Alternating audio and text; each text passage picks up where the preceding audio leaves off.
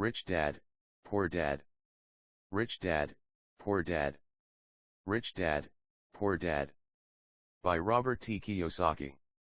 Introduction. There is a need. Does school prepare children for the real world? Study hard and get good grades and you will find a high-paying job with great benefits. My parents used to say.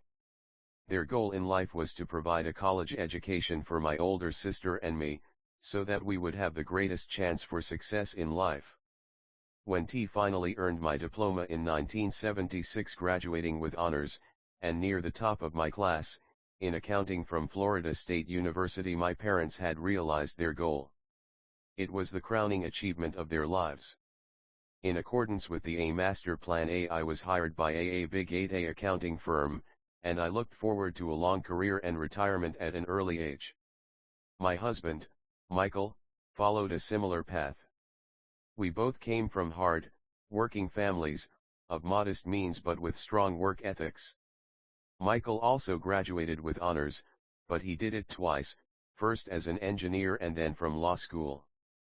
He was quickly recruited by a prestigious Washington, D.C., law firm that specialized in patent law, and his future seemed bright, career path well-defined and early retirement guaranteed.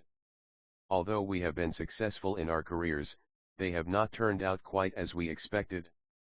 We both have changed positions several times for all the right reasons, but there are no pension plans vesting on our behalf. Our retirement funds are growing only through our individual contributions. Michael and I have a wonderful marriage with 3 great children. As I write this, 2 are in college and 1 is just beginning high school. We have spent a fortune making sure our children have received the best education available.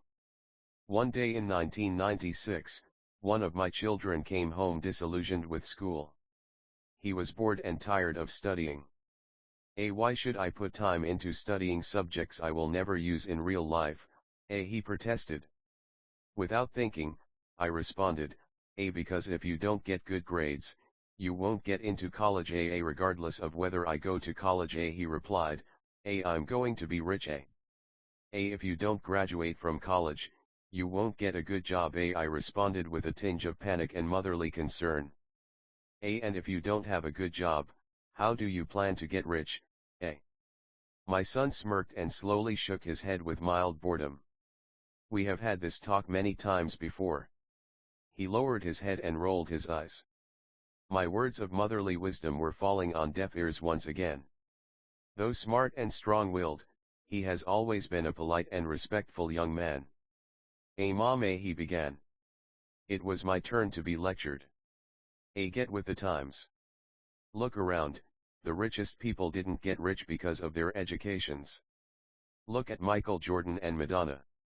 Even Bill Gates, who dropped out of Harvard, founded Microsoft. He is now the richest man in America, and he's still in his 30s. There is a baseball pitcher who makes more than $4 million a year even though he has been labeled mentally challenged. There was a long silence between us. It was dawning on me that I was giving my son the same advice my parents had given me. The world around us has changed, but the advice hasn't. Getting a good education and making good grades no longer ensures success, and nobody seems to have noticed, except our children. Mom, he continued, I don't want to work as hard as you and Dad do. You make a lot of money, and we live in a huge house with lots of toys. If I follow your advice, I'll wind up like you, working harder and harder only to pay more taxes and wind up in debt. There is no job security anymore. I know all about downsizing and right-sizing. I also know that college graduates today earn less than you did when you graduated. Look at doctors. They don't make nearly as much money as they used to. I know I can't rely on Social Security or company pensions for retirement. I need new answers. He was right. He needed new answers, and so did I. My parents' advice may have worked for people born before 1945, but it may be disastrous for those of us born into a rapidly changing world. No longer can I simply say to my children, go to school, get good grades, and look for a safe, secure job. I knew I had to look for new ways to guide my children's education. As a mother as well as an accountant, I have been concerned by the lack of financial education our children receive in school. Many of today's youth have credit cards before they leave high school, yet they have never had a course in money or how to invest it, let alone understand how compound interest works on credit cards. Simply put, without financial literacy and the knowledge of how money works, they are not prepared to face the world that awaits them, a world in which spending is emphasized over savings. When my oldest son became hopelessly in debt with his credit cards as a freshman in college, I not only helped him destroy the credit cards, but I also went in search of a program that would help me educate my children on financial matters. One day last year, my husband called me from his office. I have someone I think you should meet, he said. His name is Robert Kiyosaki. He's a businessman and investor, and he is here applying for a patent on an educational product. I think it's what you have been looking for, Just what I was looking for. My husband, Mike, was so impressed with cash flow, the new educational product that Robert Kiyosaki was developing, that he arranged for both of us to participate in a test of the prototype. Because it was an educational game, I also asked my 19-year-old daughter, who was a freshman at a local university, if she would like to take part, and she agreed. About 15 people, broken into 3 groups, participated in the test. Mike was right. It was the educational product I had been looking for. But it had a twist. It looked like a colorful Monopoly board with a giant well-dressed rat in the middle. Unlike Monopoly, however, there were 2 tracks, one inside and one outside. The object of the game was to get out of the inside track, what Robert called the A rat racia, and reach the outer track, or the A fast track. As Robert put it, the fast track simulates how rich people play in real life. Robert then defined the A rat racia for us. If you look at the life of the average educated, hard-working person, there is a similar path. The child is born and goes to school. The proud parents are excited because the child excels, gets fair to good grades, and is accepted into a college. The child graduates, maybe goes on to graduate school and then does exactly as programmed, looks for a safe, secure job or career. The child finds that job, maybe as a doctor or a lawyer, or joins the army or works for the government. Generally, the child begins to make money, credit cards start to arrive in mass, and the shopping begins, if it already hasn't.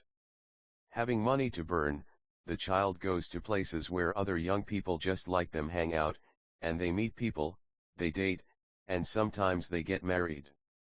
Life is wonderful now, because today, both men and women work. 2 incomes are bliss.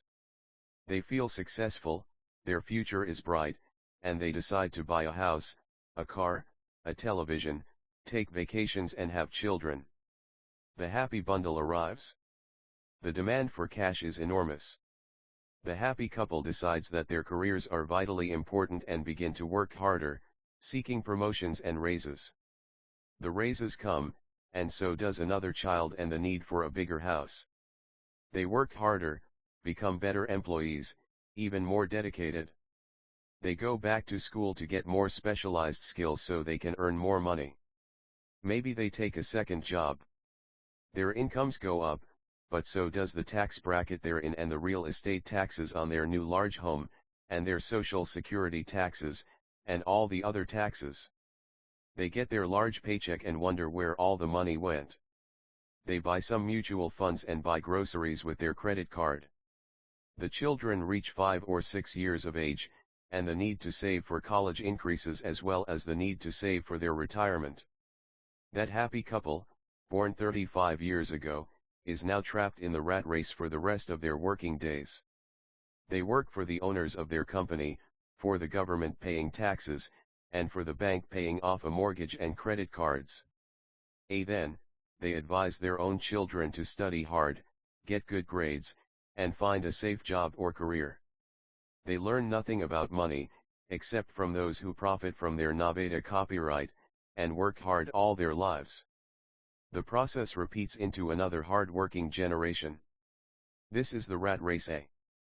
The only way to get out of the A rat race is to prove your proficiency at both accounting and investing, arguably two of the most difficult subjects to master. As a trained CPA who once worked for a Big 8 accounting firm, I was surprised that Robert had made the learning of these two subjects both fun and exciting. The process was so well disguised that while we were diligently working to get out of the A rat race we quickly forgot we were learning. Soon a product test turned into a fun afternoon with my daughter, talking about things we had never discussed before. As an accountant, playing a game that required an income statement and balance sheet was easy. So I had the time to help my daughter and the other players at my table with concepts they did not understand. I was the first person and the only person in the entire test group to get out of the A rat race that day. I was out within 50 minutes, although the game went on for nearly 3 hours. At my table was a banker, a business owner and a computer programmer. What greatly disturbed me was how little these people knew about either accounting or investing, subjects so important in their lives.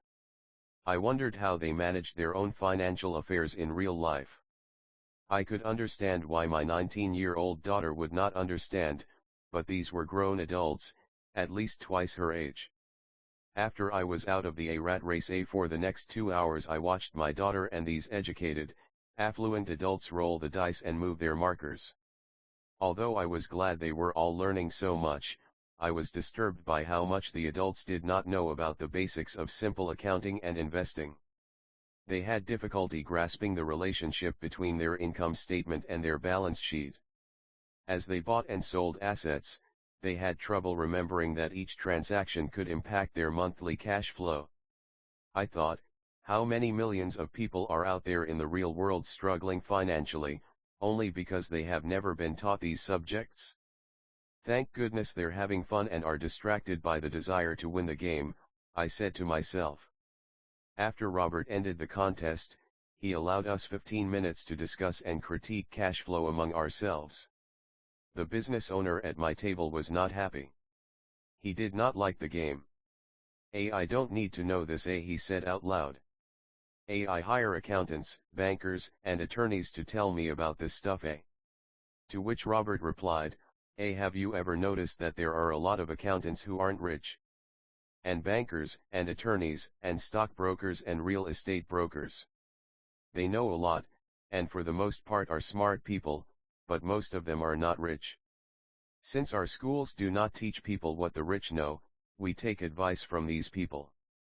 But one day, you're driving down the highway, stuck in traffic, struggling to get to work, and you look over to your right and you see your accountant stuck in the same traffic jam. You look to your left and you see your banker. That should tell you something, The computer programmer was also unimpressed by the game. I can buy software to teach me this, The banker, however, was moved. I studied this in school, the accounting part, that is, but I never knew how to apply it to real life. Now I know. I need to get myself out of the rat race, But it was my daughter's comments that most touched me. I had fun learning, she said. I learned a lot about how money really works and how to invest, Then she added, now I know I can choose a profession for the work I want to perform and not because of job security, benefits, or how much I get paid. If I learn what this game teaches, I'm free to do and study what my heart wants to study. Rather than study something because businesses are looking for certain job skills.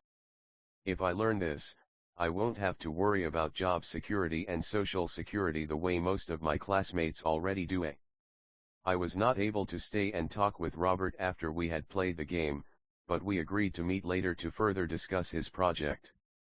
I knew he wanted to use the game to help others become more financially savvy, and I was eager to hear more about his plans. My husband and I set up a dinner meeting with Robert and his wife within the next week. Although it was our first social get-together, we felt as if we had known each other for years. We found out we had a lot in common. We covered the gamut, from sports and plays to restaurants and socio-economic issues. We talked about the changing world. We spent a lot of time discussing how most Americans have little or nothing saved for retirement, as well as the almost bankrupt state of Social Security and Medicare. Would my children be required to pay for the retirement of 75 million baby boomers? We wondered if people realize how risky it is to depend on a pension plan. Robert's primary concern was the growing gap between the haves and have-nots in America and around the world. A self-taught, self-made entrepreneur who traveled the world putting investments together, Robert was able to retire at the age of 47. He came out of retirement because he shares the same concern I have for my own children. He knows that the world has changed, but education has not changed with it.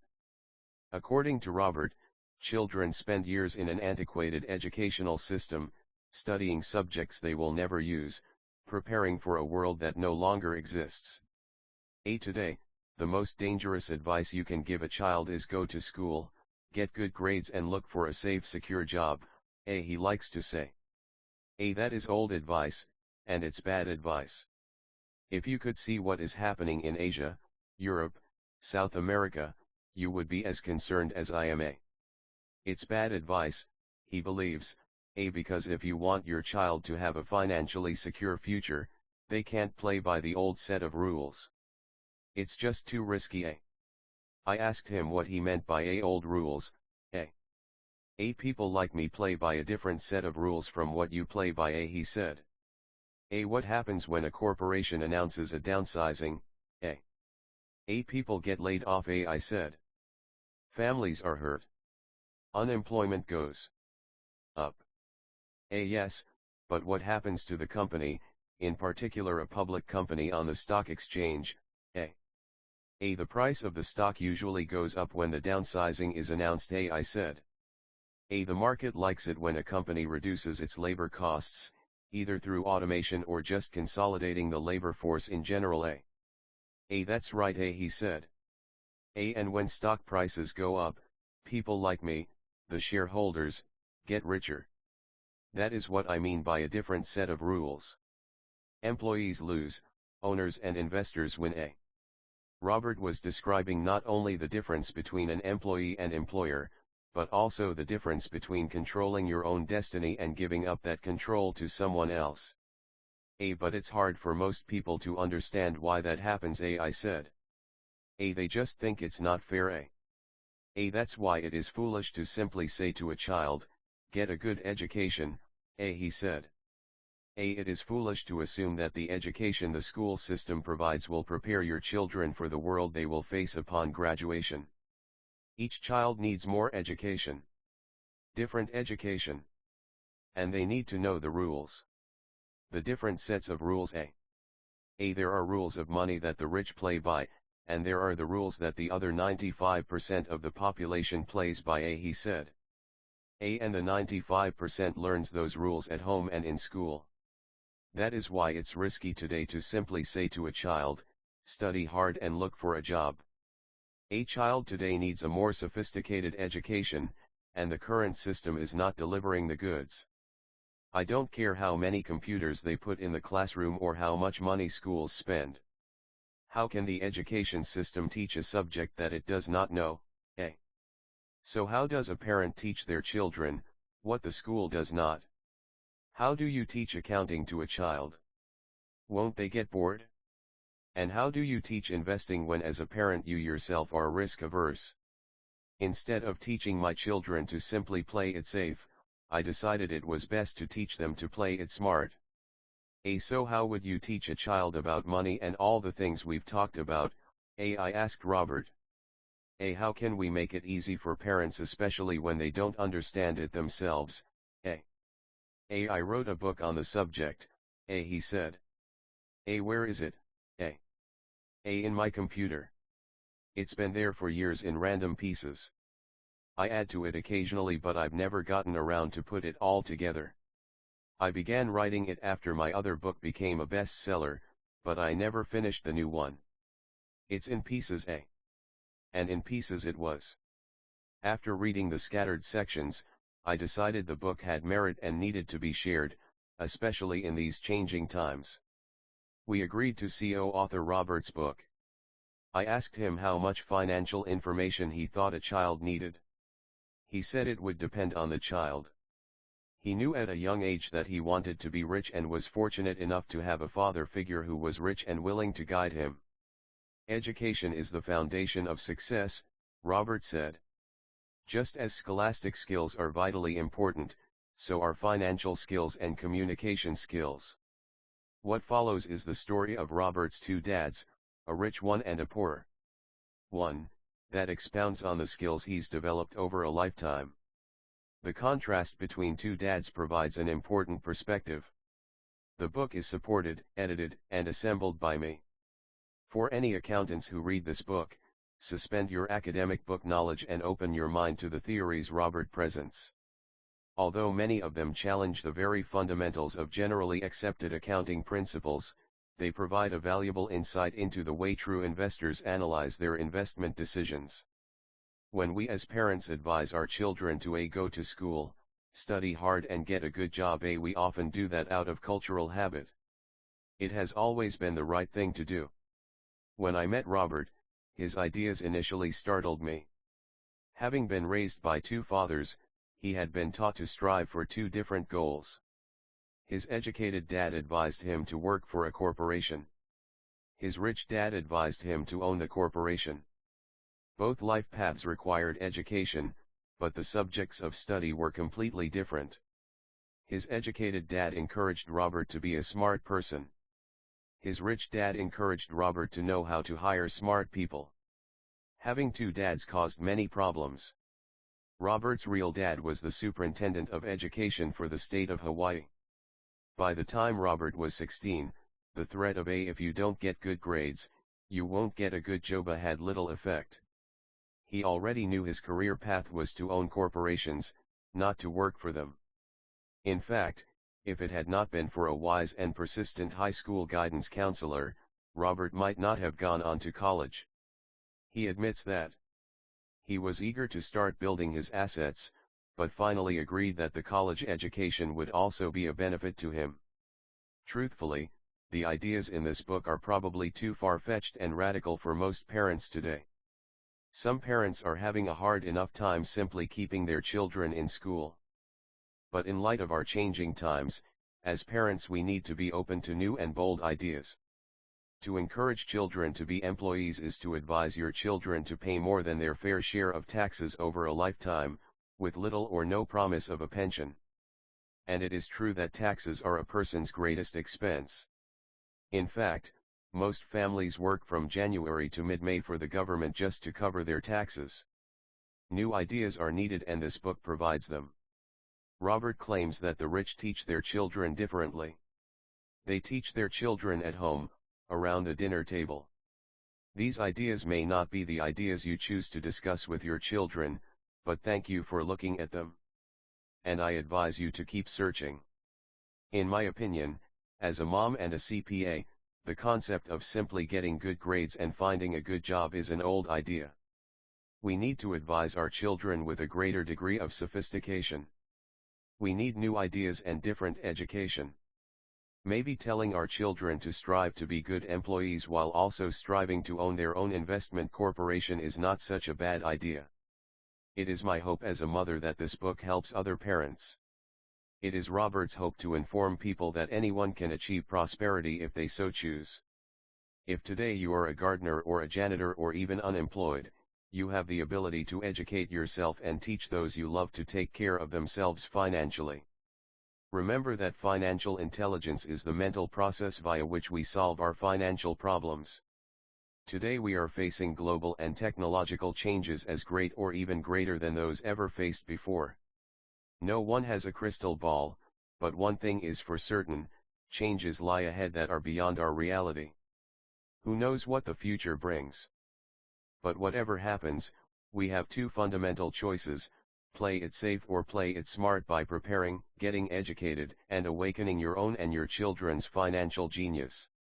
Sparan Lecter. For a free audio report What My Rich Dad Taught Me About Money, all you have to do is visit our special website at www.rickettadbookie.com and the report is yours free. Thank you. Rich Dad, Poor Dad. Rich Dad, Poor Dad. Chapter 1. Rich Dad, Poor Dad. As narrated by Robert Kiyosaki. I had two fathers, a rich one and a poor one. One was highly educated and intelligent, he had a PhD and completed 4 years of undergraduate work in less than 2 years. He then went on to Stanford University, the University of Chicago, and Northwestern University to do his advanced studies, all on full financial scholarships. The other father never finished the 8th grade. Both men were successful in their careers, working hard all their lives. Both earned substantial incomes. Yet one struggled financially all his life. The other would become one of the richest men in Hawaii. One died leaving tens of millions of dollars to his family, charities, and his church. The other left bills to be paid. Both men were strong, charismatic, and influential. Both men offered me advice, but they did not advise the same things. Both men believed strongly in education but did not recommend the same course of study. If I had had only one dad, I would have had to accept or reject his advice. Having two dads advising me offered me the choice of contrasting points of view, one of a rich man and one of a poor man. Instead of simply accepting or rejecting one or the other, I found myself thinking more, comparing and then choosing for myself. The problem was, the rich man was not rich yet and the poor man not yet poor. Both were just starting out on their careers, and both were struggling with money and families. But they had very different points of view about the subject of money. For example, one dad would say, A. The love of money is the root of all evil. A. The other, A. The lack of money is the root of all evil. A. As a young boy, having two strong fathers both influencing me was difficult. I wanted to be a good son and listen, but the two fathers did not say the same things. The contrast in their points of view, particularly where money was concerned, was so extreme that I grew curious and intrigued. I began to start thinking for long periods of time about what each was saying. Much of my private time was spent reflecting, asking myself questions such as, A. Why does he say that? A. And then asking the same question of the other dad's statement. It would have been much easier to simply say, A. Yeah, he's right. I agree with that. A. Or to simply reject the point of view by saying, A. The old man doesn't know what he's talking about. A. Instead, having two dads whom I loved forced me to think and ultimately choose a way of thinking for myself. As a process, choosing for myself turned out to be much more valuable in the long run, rather than simply accepting or rejecting a single point of view. One of the reasons the rich get richer, the poor get poorer, and the middle class struggles in debt is because the subject of money is taught at home, not in school. Most of us learn about money from our parents. So what can a poor parent tell their child about money? They simply say A. Stay in school and study hard. A. The child may graduate with excellent grades but with a poor person's financial programming and mindset. It was learned while the child was young. Money is not taught in schools. Schools focus on scholastic and professional skills, but not on financial skills. This explains how smart bankers, doctors, and accountants who earned excellent grades in school may still struggle financially all of their lives.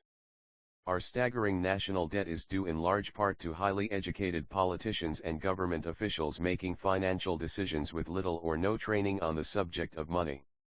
I often look ahead to the new millennium and wonder what will happen when we have millions of people who will need financial and medical assistance. They will be dependent on their families or the government for financial support. What will happen when Medicare and Social Security run out of money? How will a nation survive if teaching children about money continues to be left to parents, most of whom will be, or already are, poor? Because I had two influential fathers, I learned from both of them. I had to think about each dad's advice, and in doing so, I gained valuable insight into the power and effect of one's thoughts on one's life. For example, one dad had a habit of saying, A. I can't afford it. A. The other dad forbade those words to be used. He insisted I say, A. How can I afford it? A. One is a statement, and the other is a question. One lets you off the hook, and the other forces you to think. My soon-to-be rich dad would explain that by automatically saying the words I can't afford it, your brain stops working. By asking the question how can I afford it, your brain is put to work. He did not mean buy everything you wanted. He was fanatical about exercising your mind, the most powerful computer in the world. My brain gets stronger every day because I exercise it. The stronger it gets, the more money I can make. He believed that automatically saying I can't afford it was a sign of mental laziness. Although both dads worked hard, I noticed that one dad had a habit of putting his brain to sleep when it came to money matters, and the other had a habit of exercising his brain. The long-term result was that one dad grew stronger financially and the other grew weaker.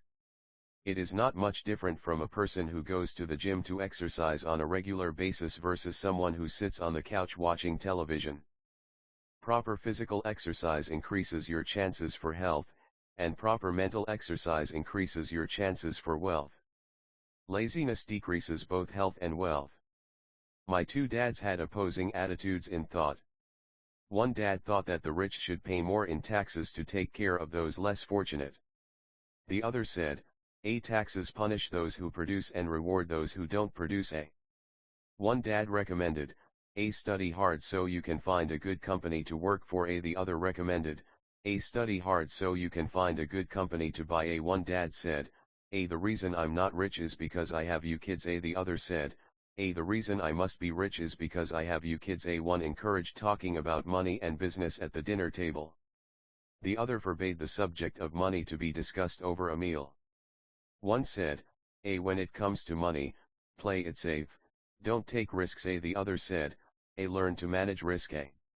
One believed, our home is our largest investment and our greatest asset. The other believed, my house is a liability, and if your house is your largest investment, you're in trouble. Both dads paid their bills on time, yet one paid his bills first while the other paid his bills last. One dad believed in a company or the government taking care of you and your needs. He was always concerned about pay raises, retirement plans, medical benefits, sick leave, vacation days and other perks. He was impressed with two of his uncles who joined the military and earned a retirement and entitlement package for life after 20 years of active service. He loved the idea of medical benefits and PX privileges the military provided its retirees. He also loved the tenure system available through the university. The idea of job protection for life and job benefits seemed more important, at times, than the job. He would often say, I've worked hard for the government, and I'm entitled to these benefits. The other believed in total financial self-reliance. He spoke out against the entitlement mentality and how it was creating weak and financially needy people. He was emphatic about being financially competent. One dad struggled to save a few dollars. The other simply created investments. One dad taught me how to write an impressive resume so I could find a good job. The other taught me how to write strong business and financial plans so I could create jobs. Being a product of two strong dads allowed me the luxury of observing the effects different thoughts have on one's life. I noticed that people really do shape their life through their thoughts. For example, my poor dad always said, I'll never be rich, and that prophecy became reality. My rich dad, on the other hand, always referred to himself as rich. He would say things like, I'm a rich man, and rich people don't do this. Even when he was flat broke after a major financial setback, he continued to refer to himself as a rich man. He would cover himself by saying, there is a difference between being poor and being broke. Broke is temporary, and poor is eternal. My poor dad would also say, I'm not interested in money, or money doesn't matter. My rich dad always said, money is power. The power of our thoughts may never be measured or appreciated, but it became obvious to me as a young boy to be aware of my thoughts and how I expressed myself. I noticed that my poor dad was poor not because of the amount of money he earned, which was significant, but because of his thoughts and actions. As a young boy, having two fathers, I became acutely aware of being careful which thoughts I chose to adopt as my own. Whom should I listen to, my rich dad or my poor dad? Although both men had tremendous respect for education and learning, they disagreed in what they thought was important to learn. One wanted me to study hard, earn a degree and get a good job to work for money. He wanted me to study to become a professional, an attorney or an accountant, or to go to business school for my MBA. The other encouraged me to study to be rich, to understand how money works and to learn how to have it work for me. I don't work for money, were words he would repeat over and over. Money works for me, At the age of 9, I decided to listen to and learn from my rich dad about money. In doing so, I chose not to listen to my poor dad, even though he was the one with all the college degrees. A lesson from Robert Frost. Robert Frost is my favorite poet. Although I love many of his poems, my favorite is The Road Not Taken. I use its lesson almost daily. The road not taken. 2 roads diverged in a yellow wood, and sorry I could not travel both and be one traveler. Long I stood and looked down one as far as I could to where it bent in the undergrowth. Then took the other, as just as fair, and having perhaps the better claim, because it was grassy and wanted wear, though as for that the passing there had worn them really about the same. And both that morning equally lay in leaves, no step had trodden black. Oh, I kept the first for another day. Yet knowing how way leads on to way, I doubted if I should ever come back.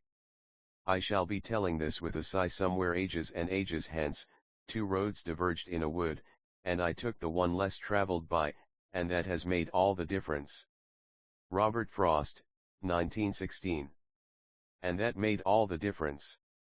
Over the years, I have often reflected upon Robert Frost's poem. Choosing not to listen to my highly educated dad's advice and attitude about money was a painful decision, but it was a decision that shaped the rest of my life. Once I made up my mind whom to listen to, my education about money began. My rich dad taught me over a period of 30 years, until I was age 39. He stopped once he realized that I knew and fully understood what he had been trying to drum into my often thick skull. Money is one form of power. But what is more powerful is financial education. Money comes and goes, but if you have the education about how money works, you gain power over it and can begin building wealth. The reason positive thinking alone does not work is because most people went to school and never learned how money works, so they spend their lives working for money. Because I was only 9 years old when I started, the lessons my rich dad taught me were simple. And when it was all said and done, there were only 6 main lessons, repeated over 30 years. This book is about those 6 lessons, put as simply as possible as my rich dad put forth those lessons to me. The lessons are not meant to be answers but guideposts. Guideposts that will assist you and your children to grow wealthier no matter what happens in a world of increasing change and uncertainty. Lesson number 1: The rich don't work for money. Lesson number 2: Why teach financial literacy? Lesson number 3: Mind your own business. Lesson number 4: The history of taxes and the power of corporations. Lesson number 5: The rich invent money. Lesson number 6: Work to learn, don't work for money. Rich Dad, Poor Dad. Chapter 2.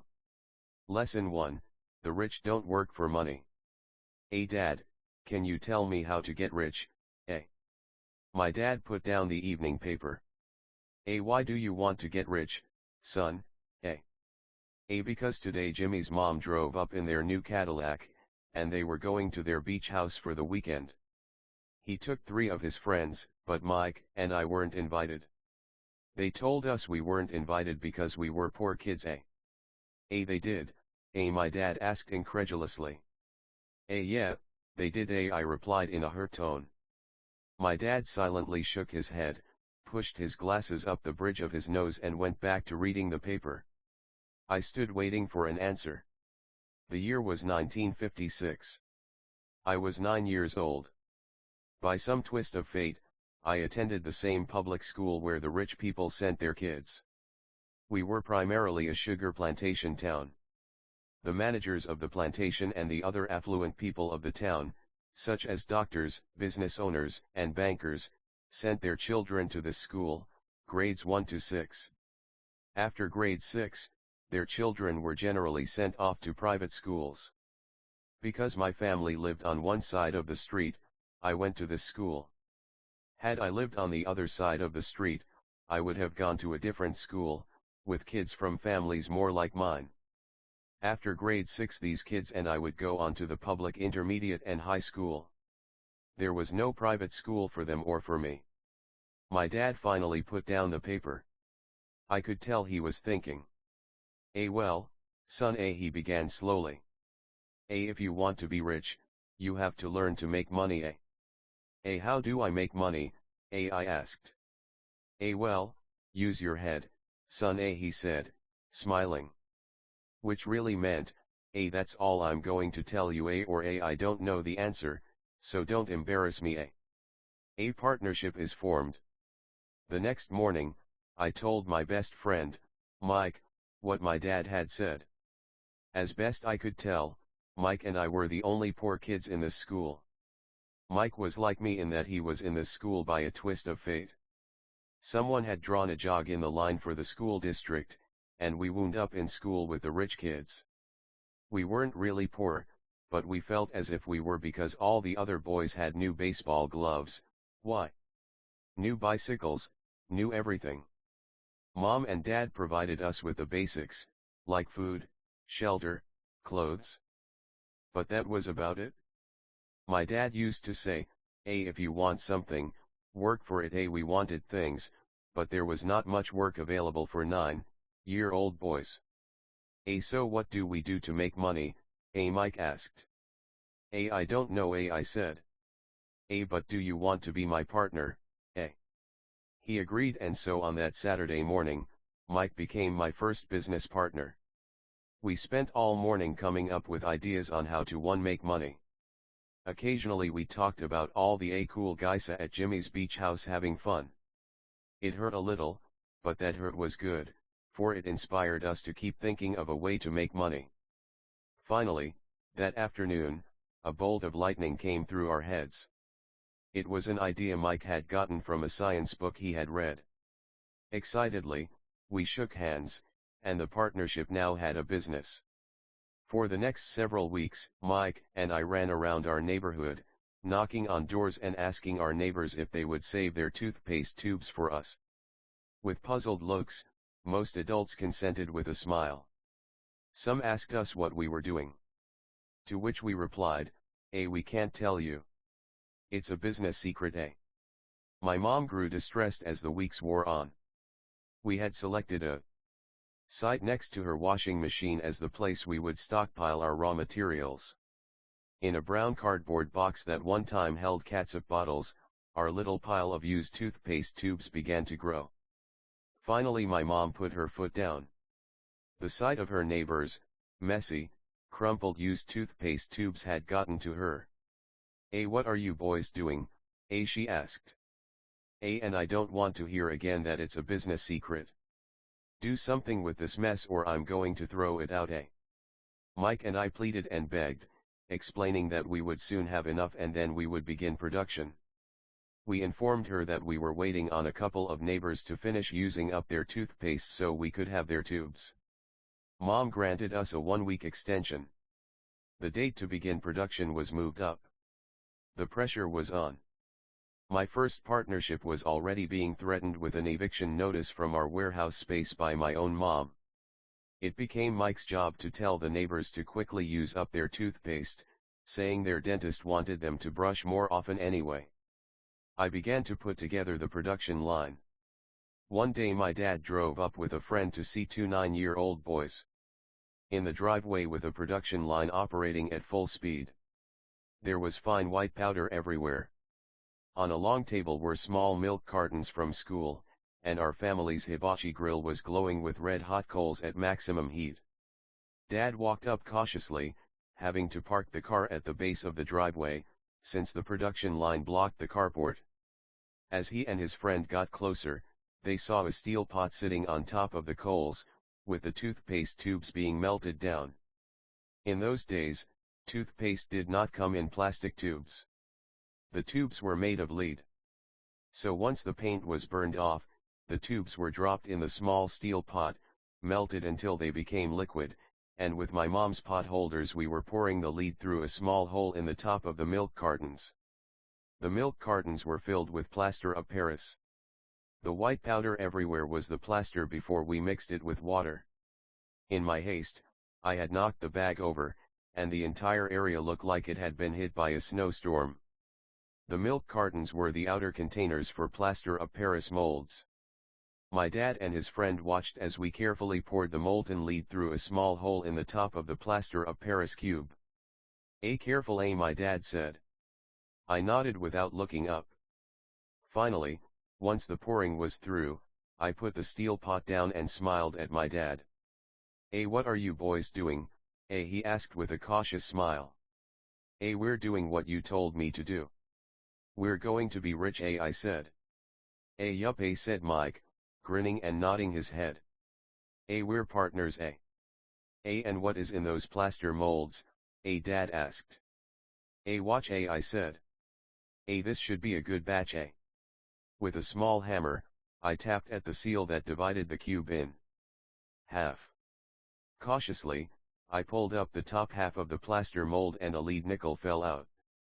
Oh, my God, my dad said. You're casting nickels out of lead, That's right, Mike said. We doing as you told us to do. We're making money, My dad's friend turned and burst into laughter. My dad smiled and shook his head.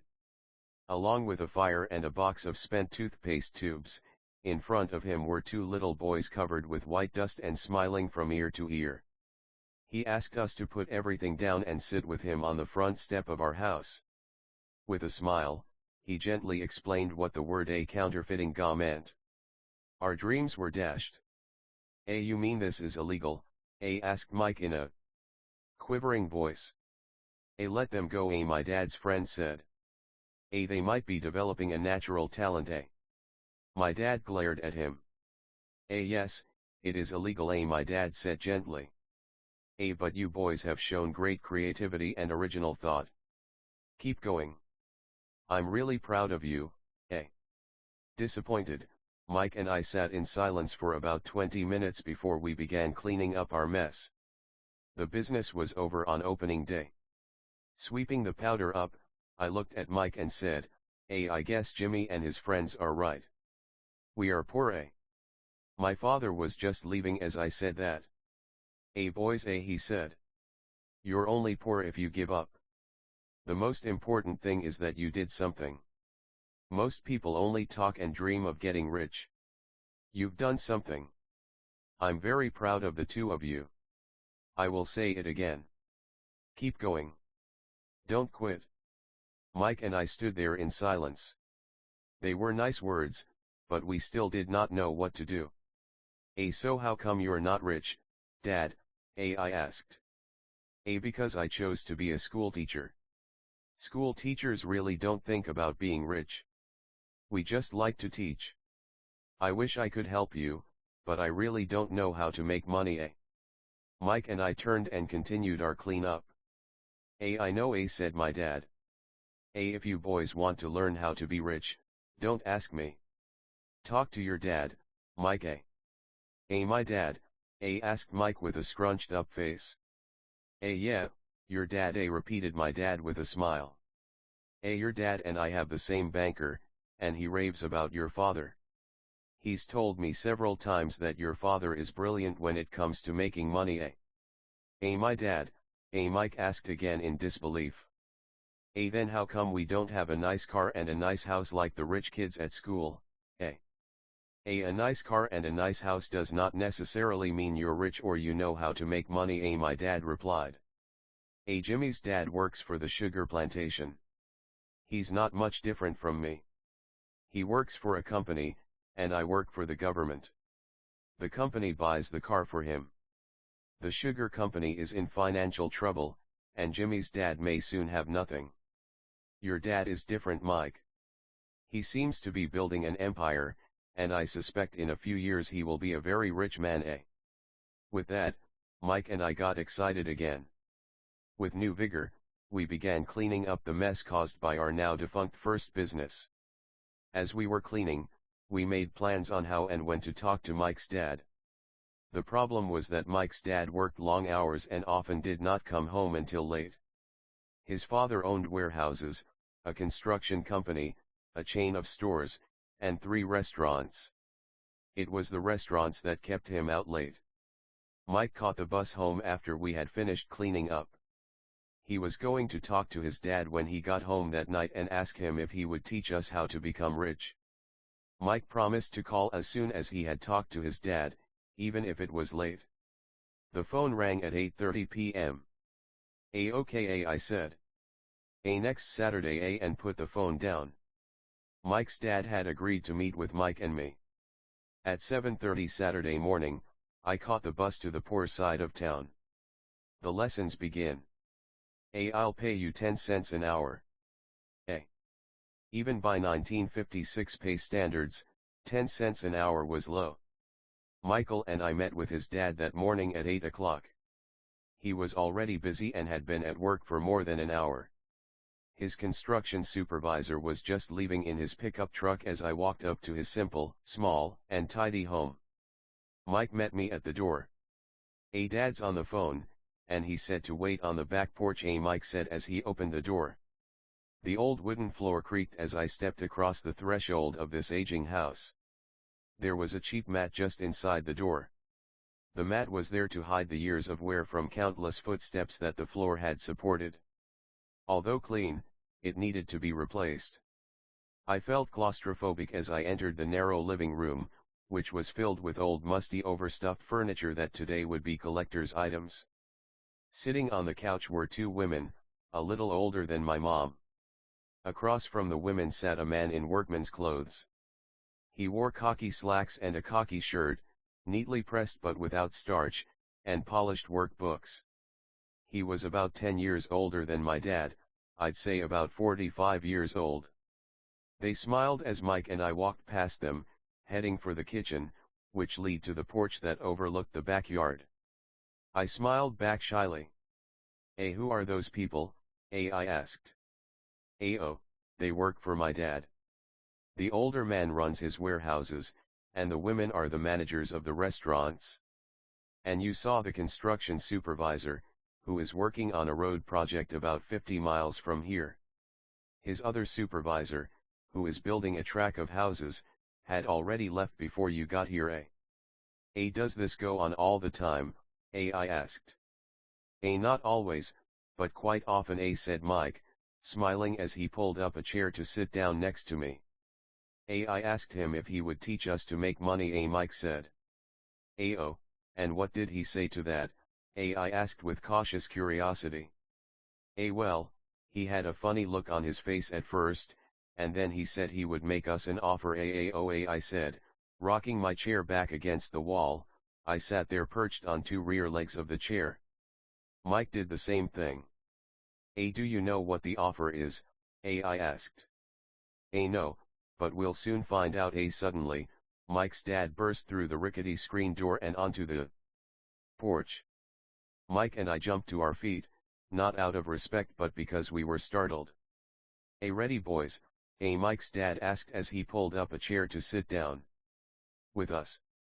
We nodded our heads as we pulled our chairs away from the wall to sit in front of him.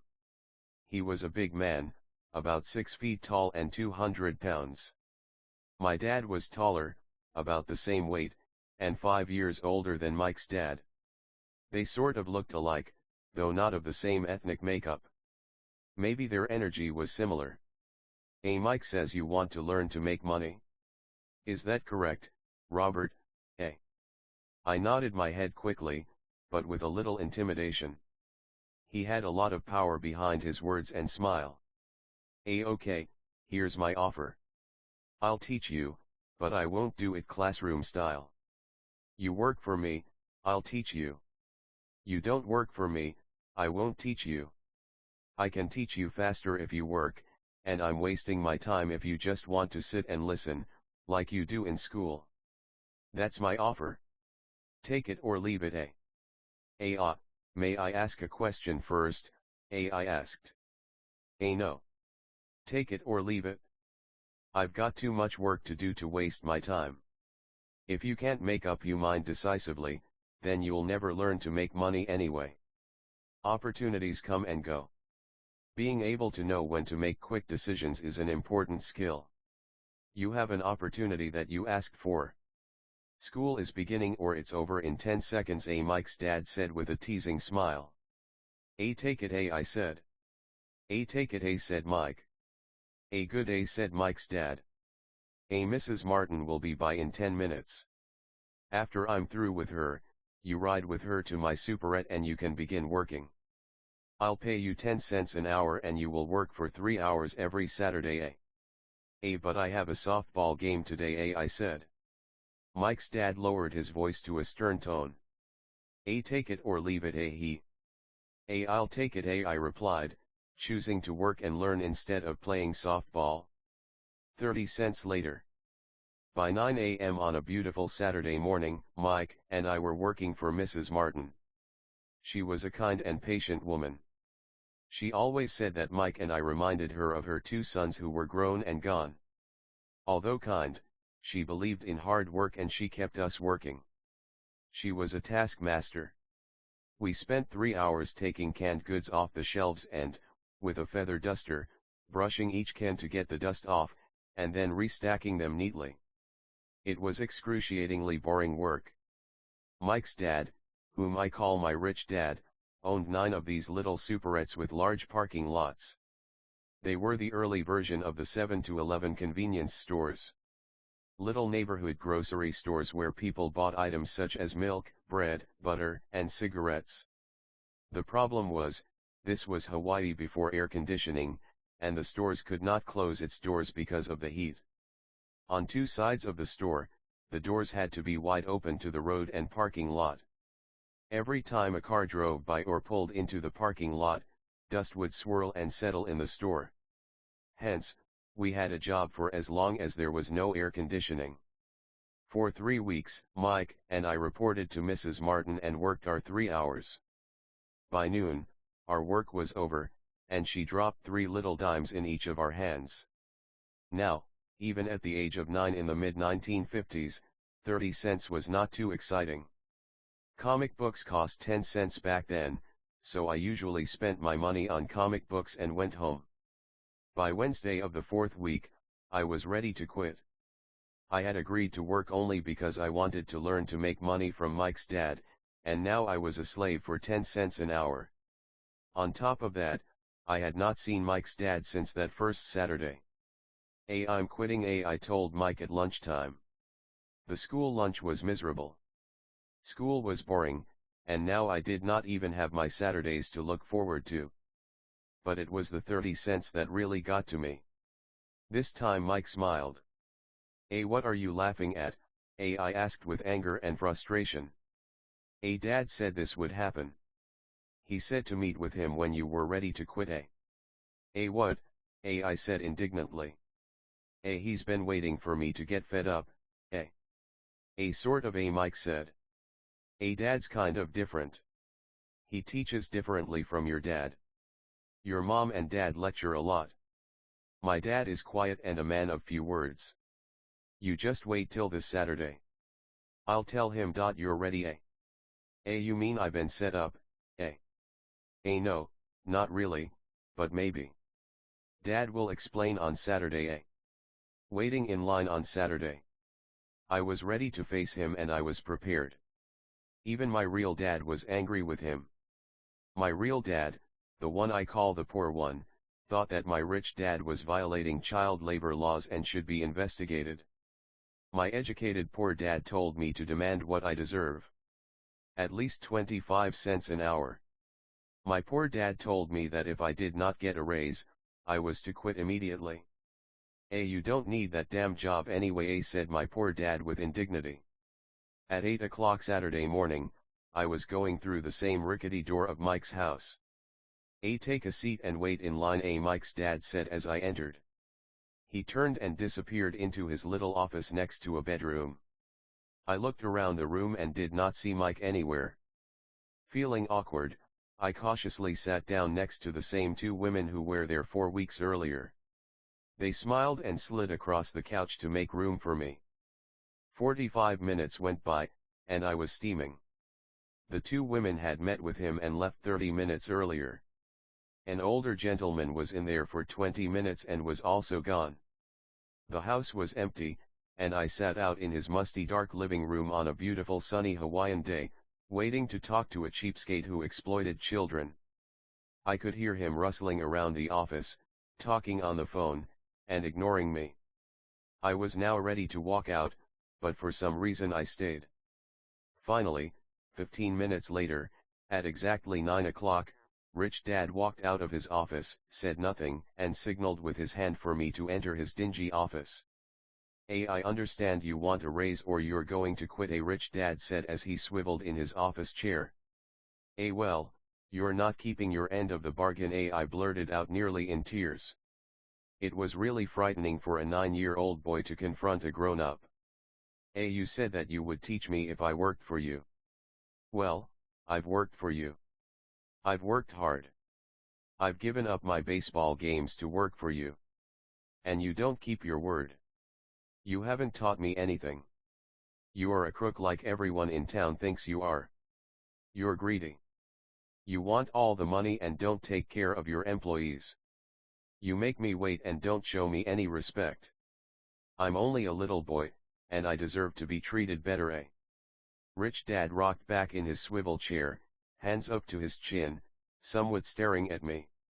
It was like he was studying me. Not bad, he said. In less than a month, you sound like most of my employees, What? I asked. Not understanding what he was saying, I continued with my grievance. I thought you were going to keep your end of the bargain and teach me. Instead you want to torture me? That's cruel. That's really cruel, I am teaching you, Rich Dad said quietly. What have you taught me? Nothing, I said angrily. You haven't even talked to me once since I agreed to work for peanuts. 10 cents an hour. Ha! I should notify the government about you. We have child labor laws, you know. My dad works for the government, you know. Wow, said Rich Dad. Now you sound just like most of the people who used to work for me. People I've either fired or they've quit, So what do you have to say, I demanded, feeling pretty brave for a little kid. You lied to me. I've worked for you, and you have not kept your word. You haven't taught me anything, How do you know that I've not taught you anything, asked Rich Dad calmly. Well, you've never talked to me. I've worked for 3 weeks, and you have not taught me anything, I said with a pout. Does teaching mean talking or a lecture, Rich Dad asked. Well, yes, I replied. That's how they teach you in school, he said smiling. But that is not how life teaches you, and I would say that life is the best teacher of all. Most of the time, life does not talk to you. It just sort of pushes you around. Each push is life saying, wake up. There's something I want you to learn, What is this man talking about, I asked myself silently. Life pushing me around was life talking to me, now I knew I had to quit my job. I was talking to someone who needed to be locked up. If you learn life's lessons, you will do well. If not, life will just continue to push you around. People do two things. Some just let life push them around. Others get angry and push back. But they push back against their boss, or their job, or their husband or wife. They do not know it's life that's pushing, I had no idea what he was talking about. Life pushes all of us around. Some give up. Others fight. A few learn the lesson and move on. They welcome life pushing them around. To these few people, it means they need and want to learn something. They learn and move on. Most quit, and a few like you fight, Rich Dad stood and shut the creaky old wooden window that needed repair.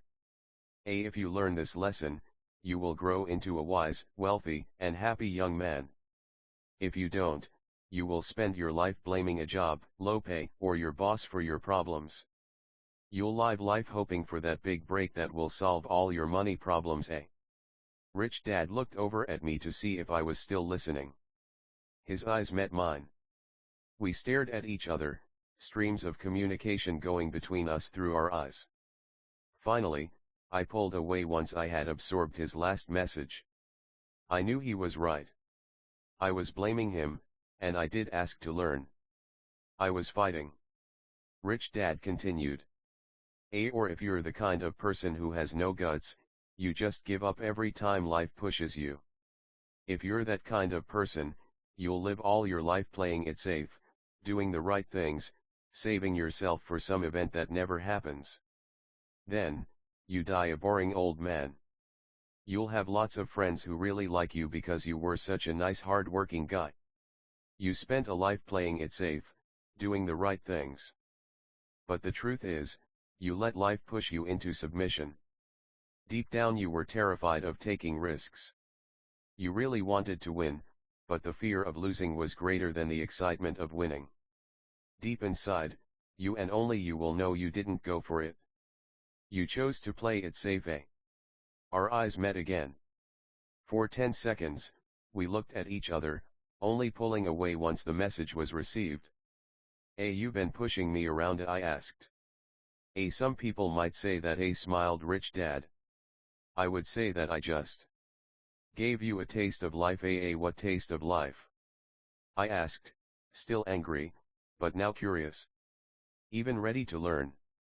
You boys are the first people that have ever asked me to teach them how to make money.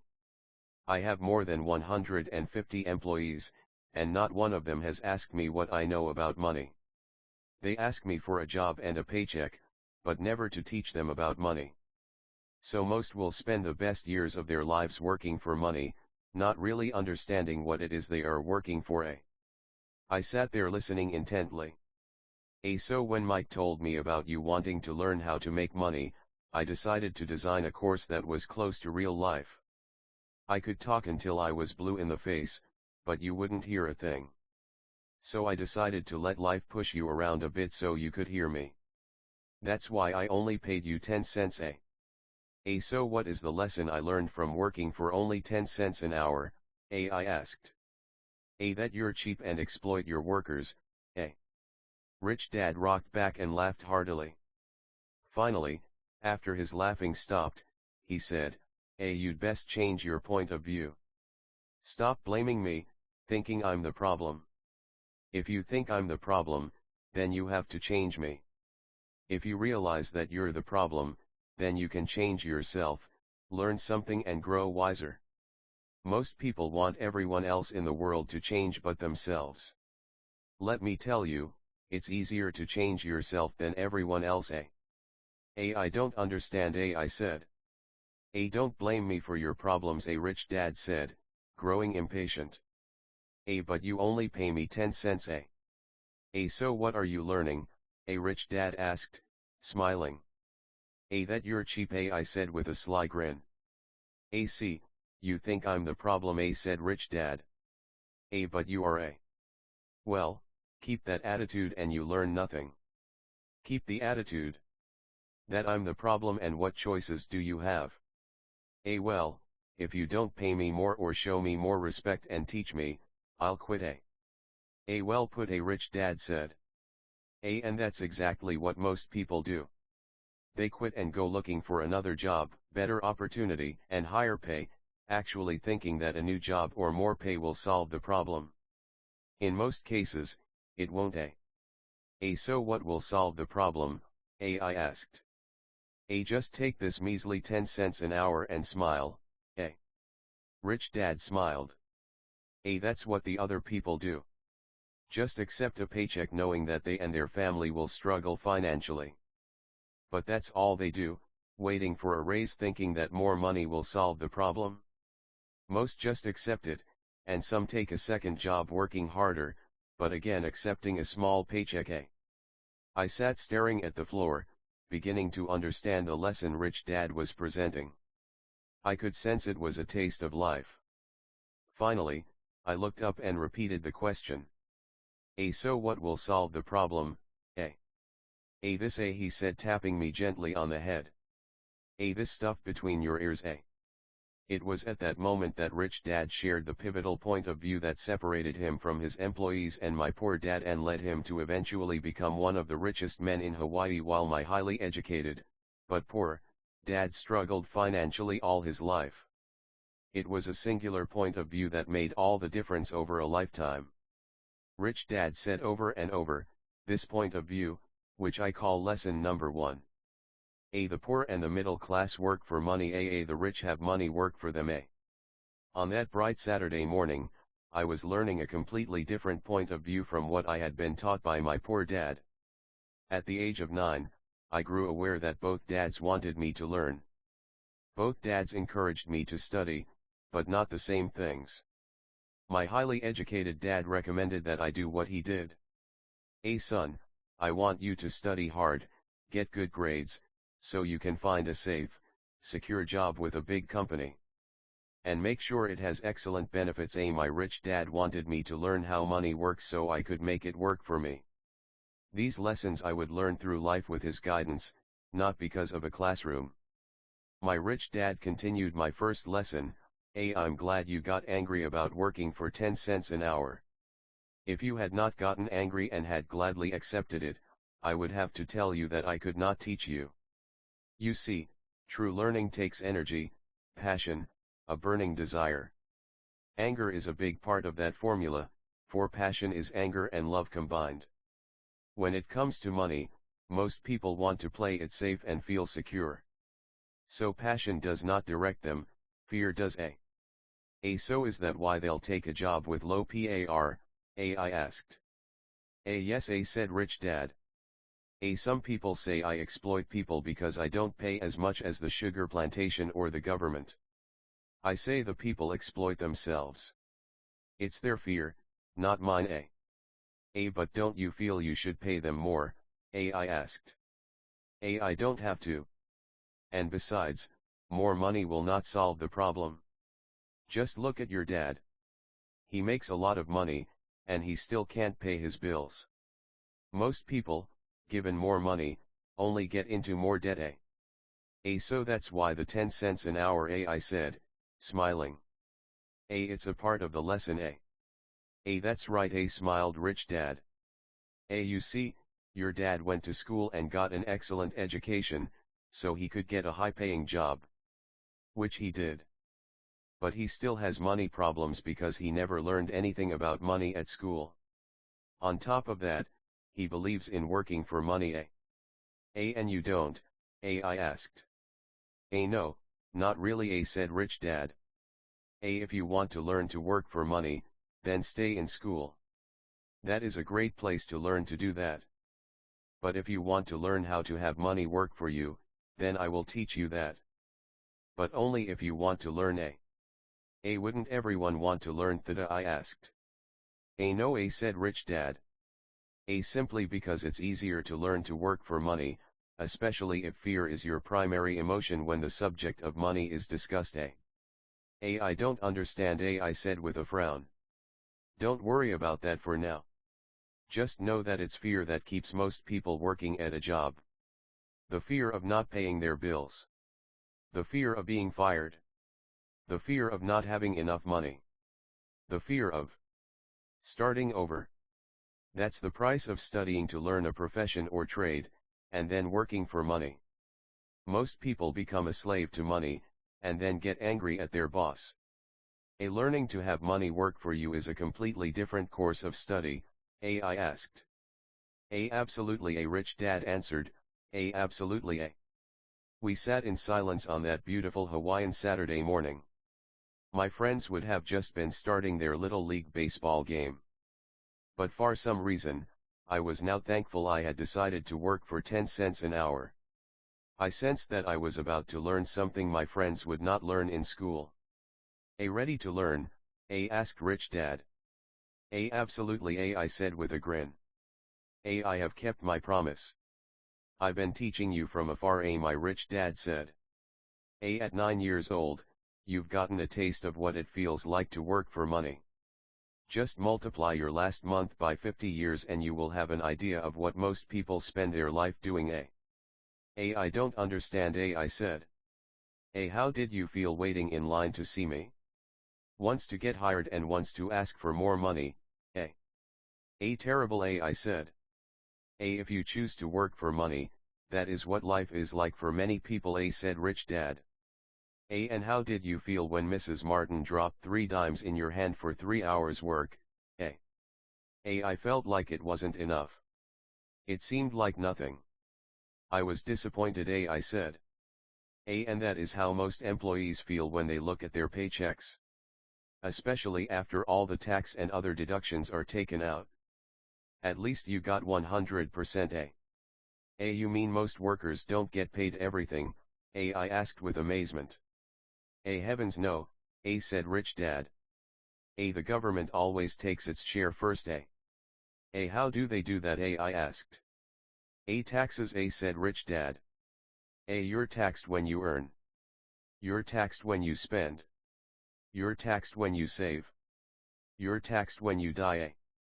Why do people let the government do that to them?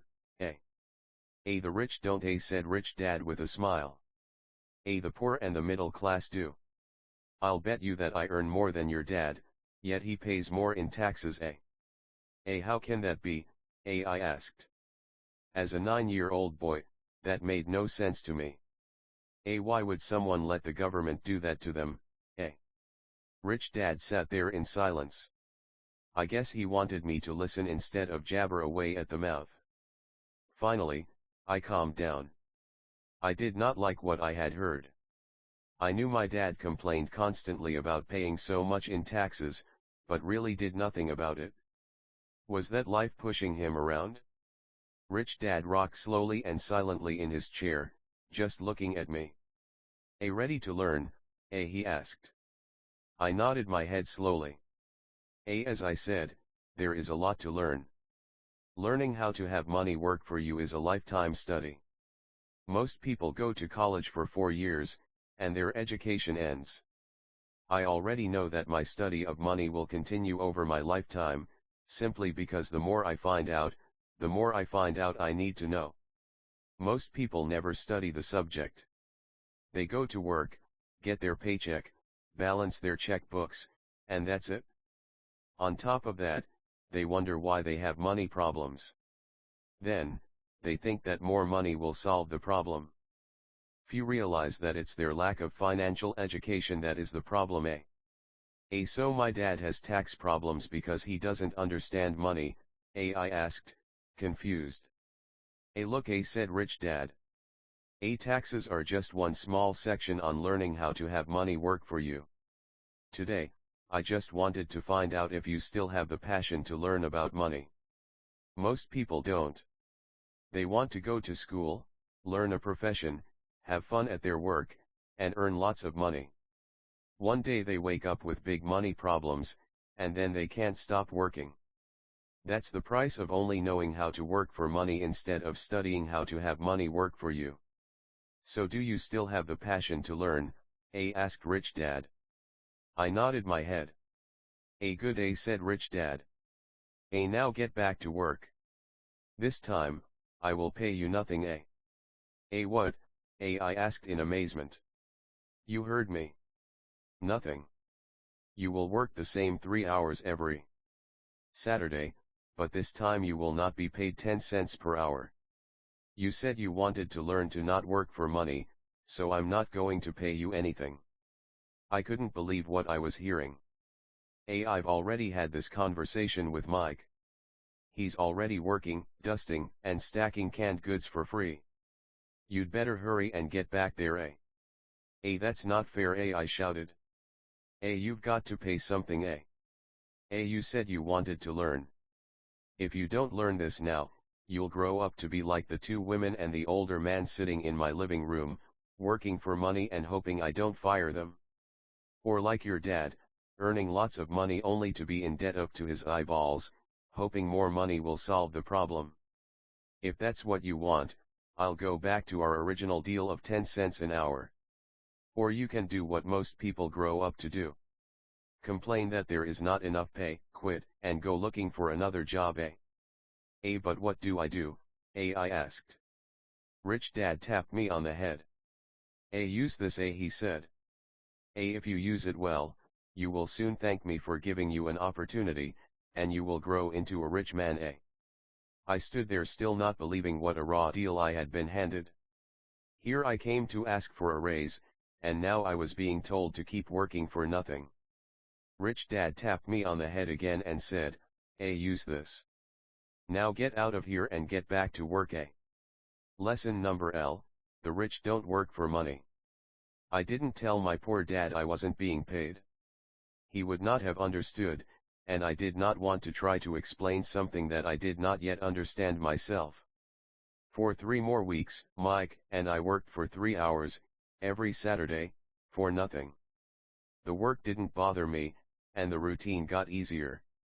It was the missed baseball games and not being able to afford to buy a few comic books that got to me.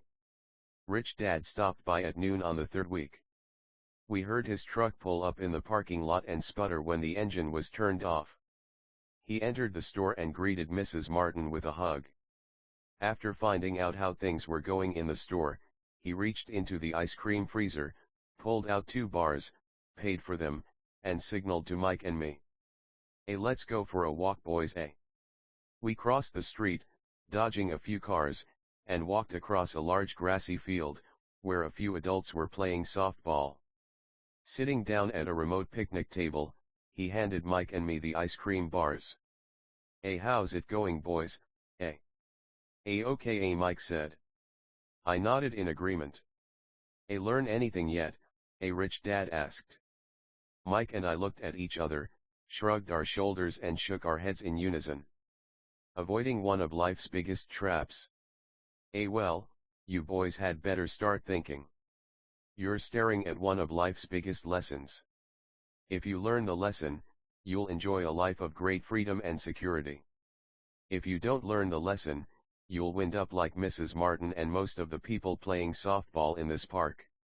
They work very hard, for little money, clinging to the illusion of job security, looking forward to a 3-week vacation each year and a skimpy pension after 45 years of work. If that excites you, I'll give you a raise to 25 cents an hour. But these are good hard-working people. Are you making fun of them? I demanded. A smile came over Rich Dad's face. Mrs. Martin is like a mother to me. I would never be that cruel. I may sound cruel because I'm doing my best to point something out to the two of you. I want to expand your point of view so you can see something. Something most people never have the benefit of seeing because their vision is too narrow. Most people never see the trap they are in. Mike and I sat there uncertain of his message. He sounded cruel, yet we could sense he was desperately wanting us to know something. With a smile, Rich Dad said, doesn't that 25 cents an hour sound good? Doesn't it make your heart beat a little faster? I shook my head. No, but it really did. 25 cents an hour would be big bucks to me. Okay, I'll pay you $1 an hour, Rich Dad said, with a sly grin. Now my heart was beginning to race. My brain was screaming. Take it? Take it, I could not believe what I was hearing. Still, I said nothing. Okay, $2 an hour. My little 9-year-old brain and heart nearly exploded. After all, it was 1956 and being paid $2 an hour would have made me the richest kid in the world. I couldn't imagine earning that kind of money. I wanted to say yes, I wanted the deal. I could see a new bicycle, new baseball glove, and adoration of my friends when I flashed some cash. On top of that, Jimmy and his rich friends could never call me poor again. But somehow my mouth stayed silent. Maybe my brain had overheated and blown a fuse. But deep down, I badly wanted that $2 an hour. The ice cream had melted and was running down my hand. The ice cream stick was empty, and under it was a sticky mess of vanilla and chocolate that ants were enjoying. Rich Dad was looking at 2 boys staring back at him, eyes wide open and brains empty. He knew he was testing us, and he knew there was a part of our emotions that wanted to take the deal. He knew that each human being has a weak and needy part of their soul that can be bought. And he knew that each human being also had a part of their soul that was strong and filled with a resolve that could never be bought. It was only a question of which one was stronger. He had tested thousands of souls in his life. He tested souls every time he interviewed someone for a job. Okay, $5 an hour. Suddenly there was a silence from inside me. Something had changed. The offer was too big and had gotten ridiculous. Not too many grown-ups in 1956 made more than $5 an hour. The temptation disappeared, and a calm set in. Slowly I turned to my left to look at Mike. He looked back at me. The part of my soul that was weak and needy was silenced. The part of me that had no price took over. There was a calm and a certainty about money that entered my brain and my soul. I knew Mike had gotten to that point also. A rich dad said softly. Most people have a price. And they have a price because of human emotions named fear and greed. First, the fear of being without money motivates us to work hard, and then once we get that paycheck, greed or desire starts us thinking about all the wonderful things money can buy. The pattern is then set. What pattern? I asked.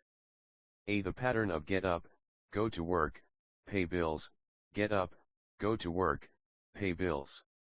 Their lives are then run forever by two emotions, fear and greed.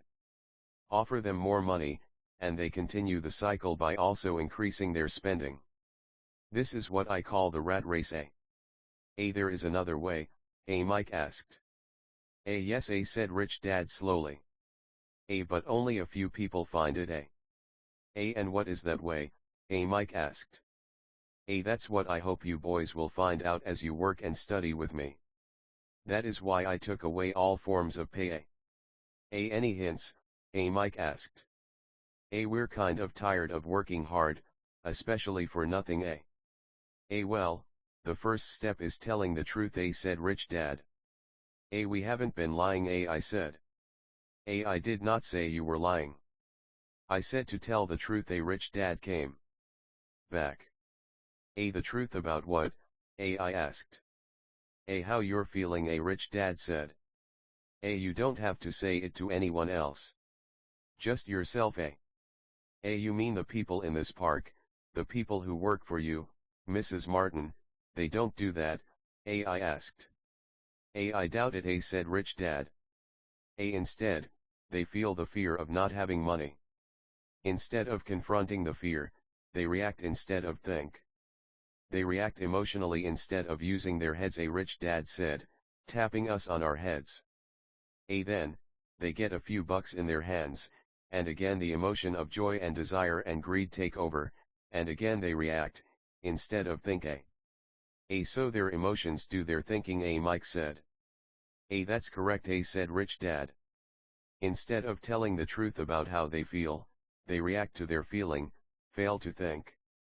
They feel the fear, they go to work, hoping that money will soothe the fear, but it doesn't. That old fear haunts them, and they go back to work, hoping again that money will calm their fears, and again it doesn't. Fear has them in this trap of working, earning money, working, earning money, hoping the fear will go away. But every day they get up, and that old fear wakes up with them. For millions of people, that old fear keeps them awake all night, causing a night of turmoil and worry. So they get up and go to work, hoping that a paycheck will kill that fear gnawing at their soul. Money is running their lives, and they refuse to tell the truth about that. Money is in control of their emotions and hence their souls. Rich Dad sat quietly, letting his words sink in. Mike and I heard what he said, but really did not understand fully what he was talking about. I just knew that I often wondered why grown-ups hurried off to work. It did not seem like much fun, and they never looked that happy, but something kept them hurrying off to work. Realizing we had absorbed as much as possible of what he was talking about, Rich Dad said, I want you boys to avoid that trap. That is really what I want to teach you. Not just to be rich, because being rich does not solve the problem. It doesn't, I asked, surprised. No, it doesn't. Let me finish the other emotion, which is desire. Some call it greed, but I prefer desire. It is perfectly normal to desire something better, prettier, more fun or exciting. So people also work for money because of desire. They desire money for the joy they think it can buy. But the joy that money brings is often short-lived, and they soon need more money for more joy, more pleasure, more comfort, more security. So they keep working, thinking money will soothe their souls that is troubled by fear and desire. But money cannot do that. Even rich people, Mike asked. Rich people included, said Rich Dad. In fact, the reason many rich people are rich is not because of desire but because of fear. They actually think that money can eliminate that fear of not having money, of being poor, so they amass tons of it only to find out the fear gets worse. They now fear losing it. I have friends who keep working even though they have plenty. I know people who have millions who are more afraid now than when they were poor. They're terrified of losing all their money. The fears that drove them to get rich got worse. That weak and needy part of their soul is actually screaming louder. They don't want to lose the big houses, the cars, the high life that money has bought them. They worry about what their friends would say if they lost all their money. Many are emotionally desperate and neurotic, although they look rich and have more money. So is a poor man happier? I asked. No, I don't think so, replied Rich Dad. The avoidance of money is just as psychotic as being attached to money. As if on cue, the town derelict went past our table, stopping by the large rubbish can and rummaging around in it. The three of us watched him with great interest, when before we probably would have just ignored him. Rich Dad pulled $1 out of his wallet and gestured to the older man. Seeing the money, the derelict came over immediately, took the bill, thanked Rich Dad profusely and hurried off ecstatic with his good fortune. He's not much different from most of my employees, said Rich Dad.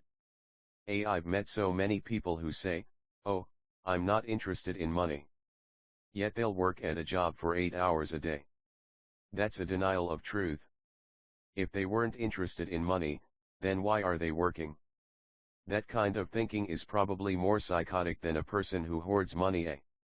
As I sat there listening to my Rich Dad, my mind was flashing back to the countless times my own dad said, I'm not interested in money. He said those words often. He also covered himself by always saying, I work because I love my job. So what do we do? I asked. Not work for money until all traces of fear and greed are gone. No, that would be a waste of time, said Rich Dad. Emotions are what make us human. Make us real. The word emotion stands for energy in motion. Be truthful about your emotions, and use your mind and emotions in your favor, not against yourself. Whoa, said Mike. Don't worry about what I just said. It will make more sense in years to come. Just be an observer, not a reactor, to your emotions. Most people do not know that it's their emotions that are doing the thinking. Your emotions are your emotions, but you have got to learn to do your own thinking. Can you give me an example? I asked. Sure, replied Rich Dad. When a person says, I need to find a job, it's most likely an emotion doing the thinking. Fear of not having money generates that thought. But people do need money if they have bills to pay, I said. Sure they do, smiled Rich Dad. All I'm saying is that it's fear that is all too often doing the thinking. I don't understand, said Mike. For example, said Rich Dad. If the fear of not having enough money arises, instead of immediately running out to get a job so they can earn a few bucks to kill the fear, they instead might ask themselves this question. Will a job be the best solution to this fear over the long run? In my opinion, the answer is no, especially when you look over a person's lifetime. A job is really a short-term solution to a long-term problem. But my dad is always saying, Stay in school, get good grades, so you can find a safe, secure job. I spoke out, somewhat confused. Yes, I understand, he says that, said Rich Dad, smiling. Most people recommend that, and it's a good idea for most people. But people make that recommendation primarily out of fear. You mean my dad says that because he's afraid? Yes, said Rich Dad. He's terrified that you won't be able to earn money and won't fit into society. Don't get me wrong. He loves you and wants the best for you. And I think his fear is justified. An education and a job are important. But it won't handle the fear. You see, that same fear that makes him get up in the morning to earn a few bucks is the fear that is causing him to be so fanatical about you going to school. So what do you recommend? I asked. I want to teach you to master the power of money.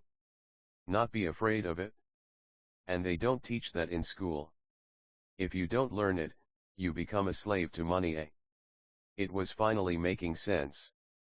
He did want us to widen our views. 2. See what Mrs. Martin could not see, his employees could not see, or my dad for that matter. He used examples that sounded cruel at the time, but I've never forgotten them.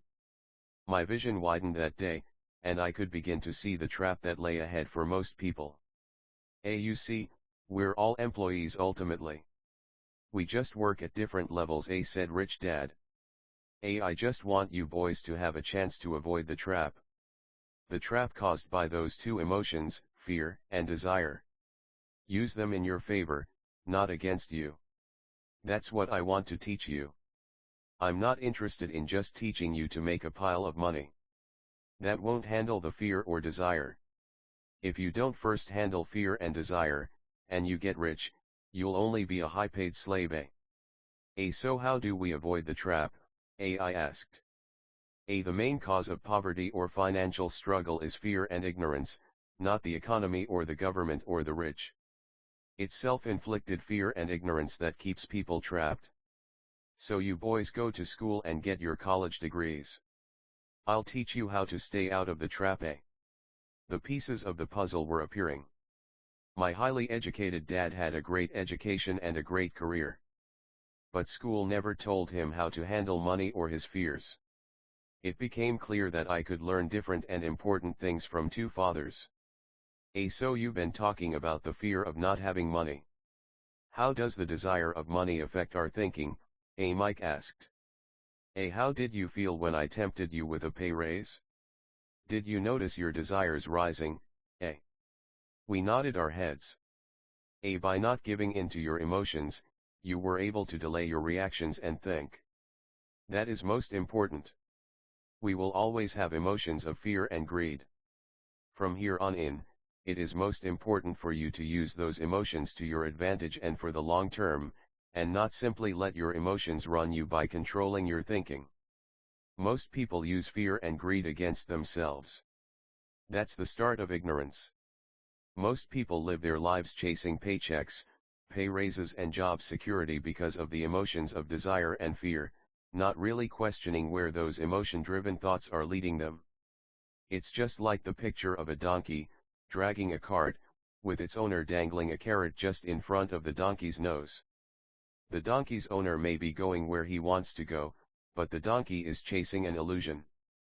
Tomorrow there will only be another carrot for the donkey. You mean the moment I began to picture a new baseball glove, candy, and toys, that's like a carrot to a donkey? Mike asked. Yeah. And as you get older, your toys get more expensive. A new car, a boat, and a big house to impress your friends, said Rich Dad with a smile. Fear pushes you out the door, and desire calls to you, enticing you toward the rocks. That's the trap. So what's the answer? Mike asked. What intensifies fear and desire is ignorance. That is why rich people with lots of money often have more fear the richer they get. Money is the carrot, the illusion. If the donkey could see the whole picture, it might rethink its choice to chase the carrot. Rich Dad went on to explain that a human's life is a struggle between ignorance and illumination. He explained that once a person stops searching for information and knowledge of oneself, ignorance sets in. That struggle is a moment-to-moment decision to learn to open or close one's mind. Look, school is very, very important. You go to school to learn a skill or profession so as to be a contributing member of society. Every culture needs teachers, doctors, mechanics, artists, cooks, business people, police officers, firefighters, soldiers. Schools train them so our culture can thrive and flourish, said Rich Dad. Unfortunately, for many people, school is the end, not the beginning. There was a long silence. Rich Dad was smiling. I did not comprehend everything he said that day.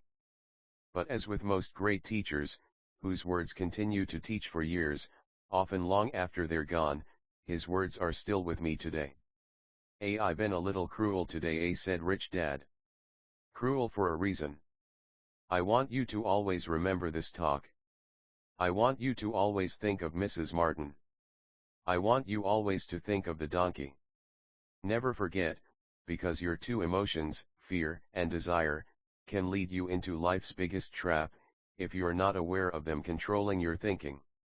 To spend your life living in fear, never exploring your dreams, is cruel.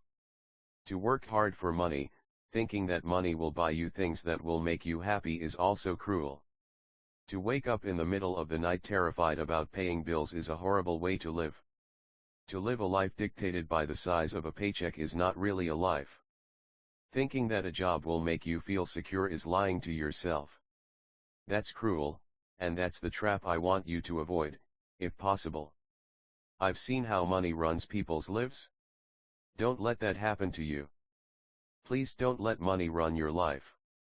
A softball rolled under our table. Rich Dad picked it up and threw it back. So what does ignorance have to do with greed and fear? I asked. Because it is ignorance about money that causes so much greed and so much fear, said Rich Dad.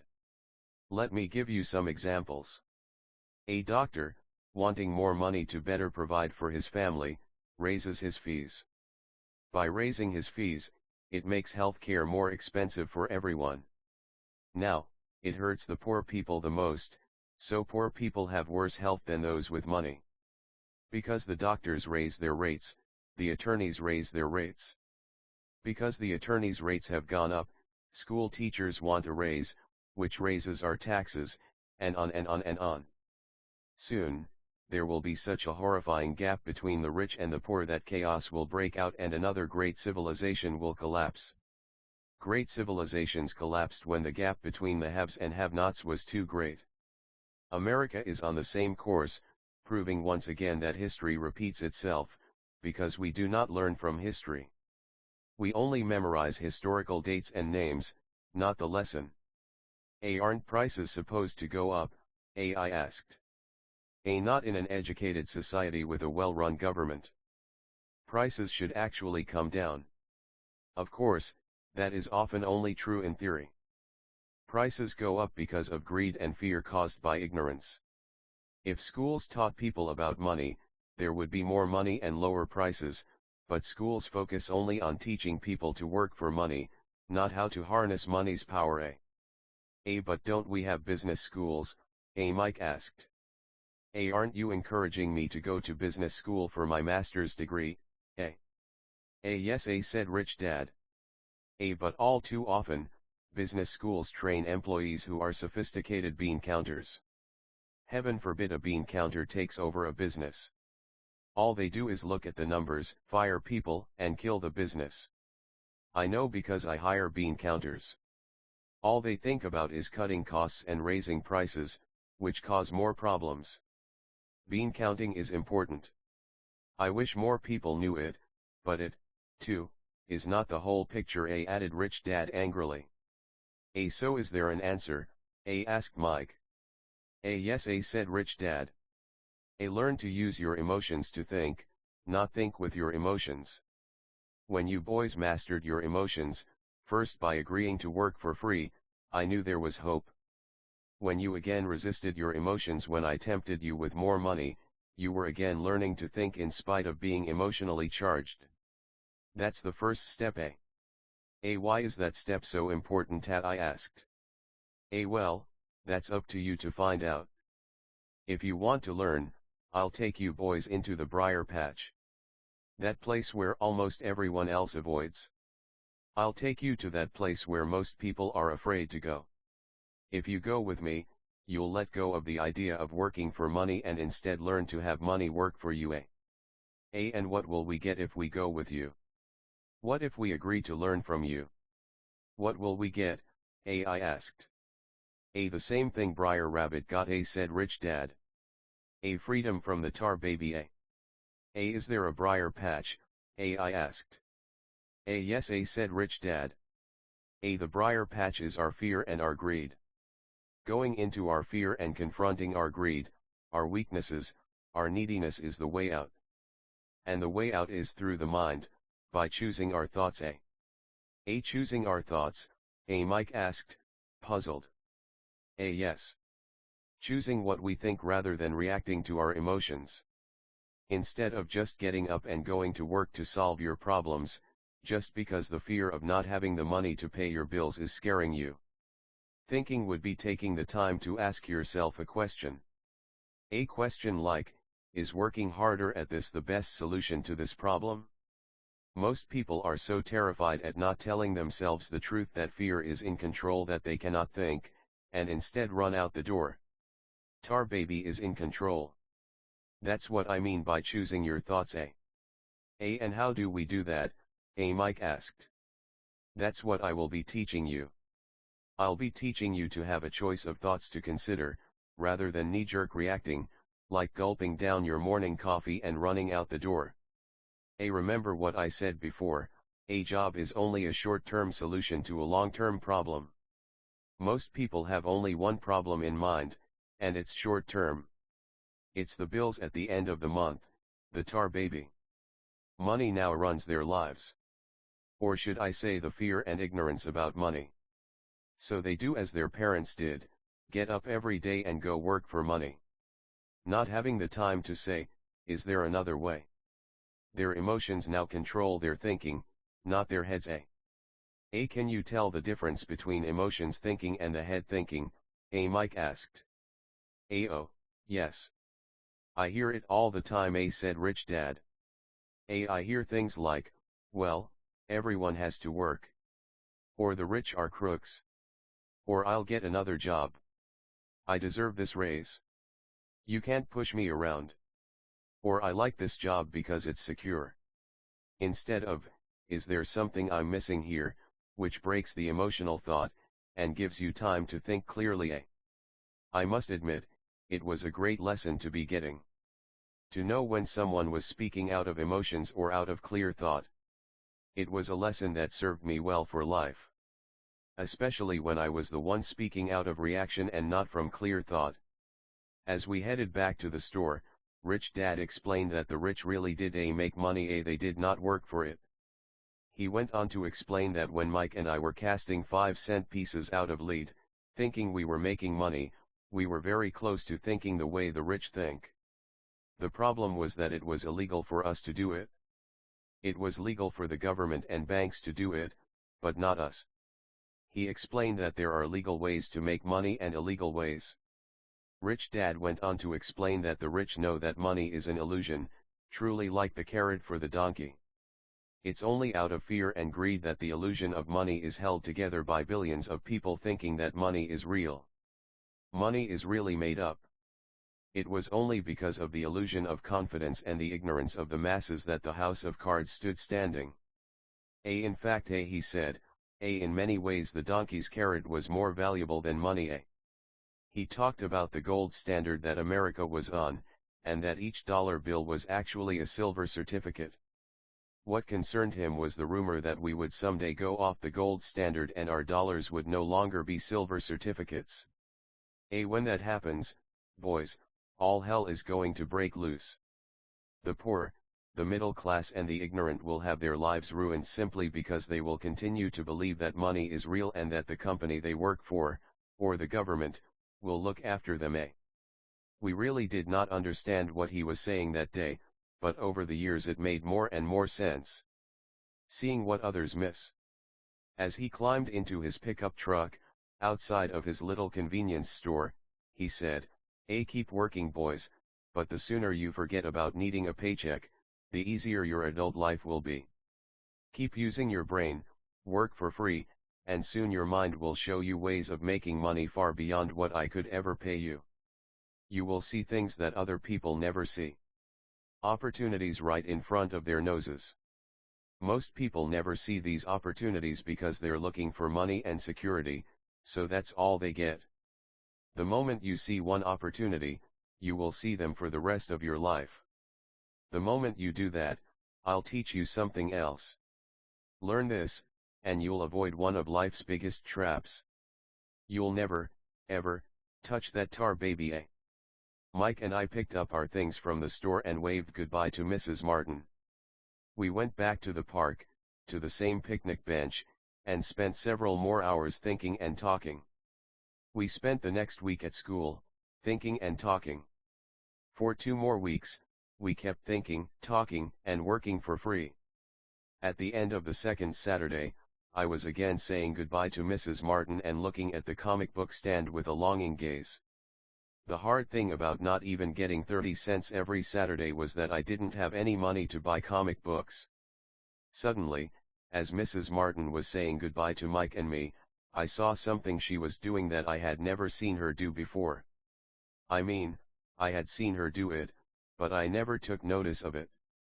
Mrs. Martin was cutting the front page of the comic book in half.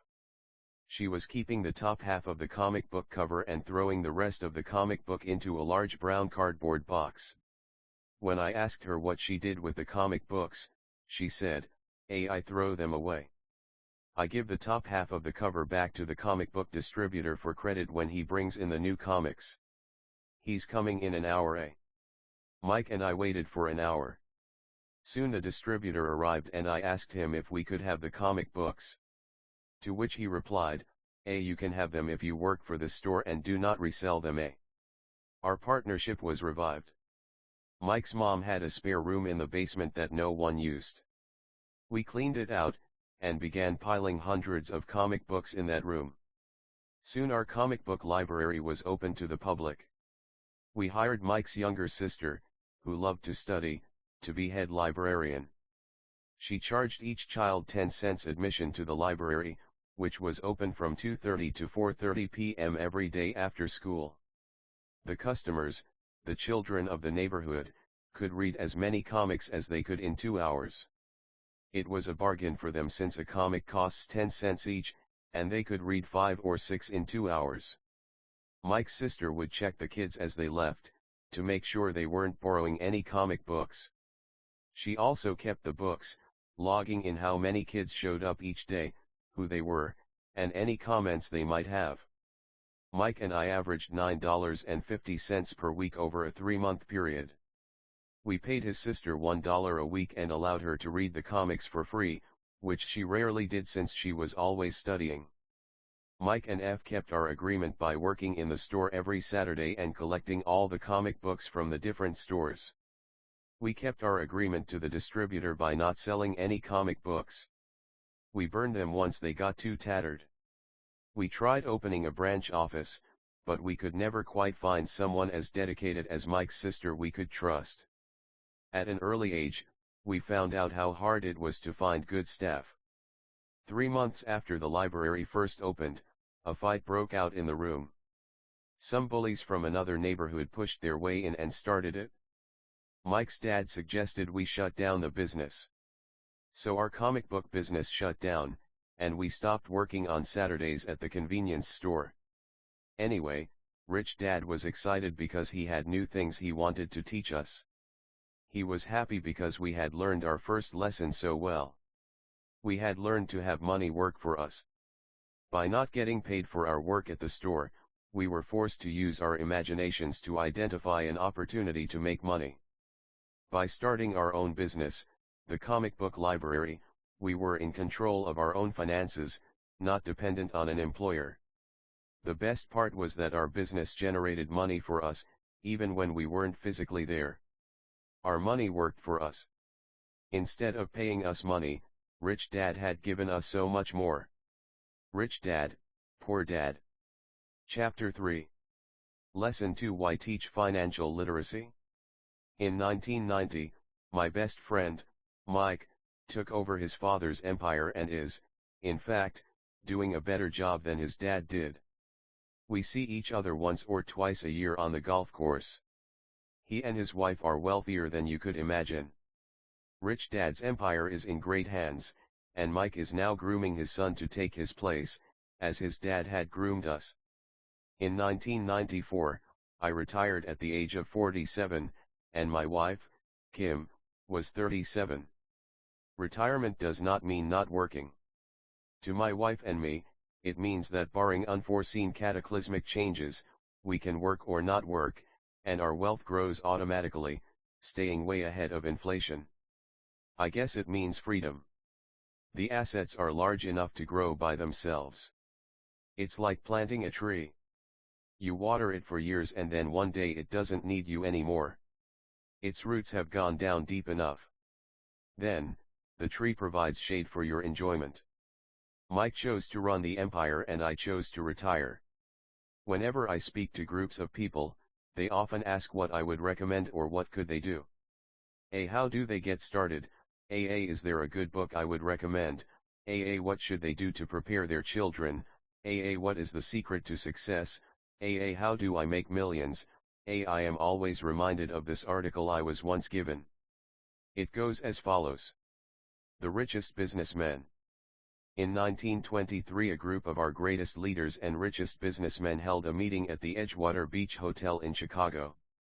Among them were Charles Schwab, head of the largest independent steel company, Samuel Instill, president of the world's largest utility, Howard Hobson, head of the largest gas company, Ivor Kreuger, president of the International Match Co., one of the world's largest companies at that time, Leon Fraser, president of the Bank of International Settlements, Richard Whitney, president of the New York Stock Exchange, Arthur Cotton and Jesse Livermore, two of the biggest stock speculators, and Albert Fall, a member of President Harding's cabinet.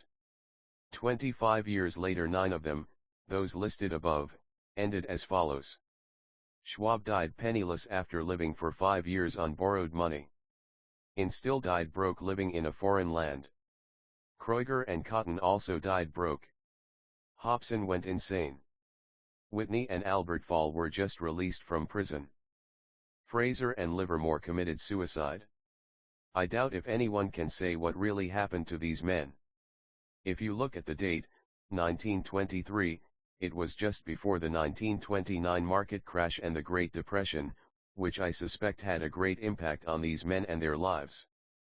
The point is this: today we live in times of greater and faster change than these men did.